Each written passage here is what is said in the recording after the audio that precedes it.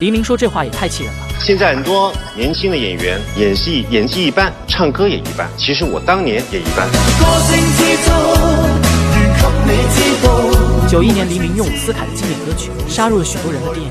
不过，当伍思凯再次唱起这首歌，哪一个才是你的青春？特别的爱，给特别的你，我的寂寞逃不过你的眼睛。之后，在92年，黎明封为4大天王，事业进入巅峰期。然而，黎明的噩梦才刚刚开始。在某次赈灾演唱会上，黎明由于沟通不到位，伴奏失误导致自己破音。一瞬间，各个媒体的舆论风波席卷而来，都在嘲笑黎明是走音天王。说真的，那时候是很怕的，一拿起麦克风就怕。后来在梁家辉的帮助下，黎明才克服了恐惧。不过这仅仅是开胃菜，在之后黎明又被爆出自杀。有一次传我自杀，说黎明，你不要看不开，顺其自然，别做傻事。虽然如今的黎明已经逐渐淡出圈子，但他的经典作品会永远流传下去。当熟悉的旋律响起，黎明依然是一代人的青春。让你用我的感情愛一天，願意讓時間靜下等你10年，期望讓你聽見，等你實踐，這一生總有這天。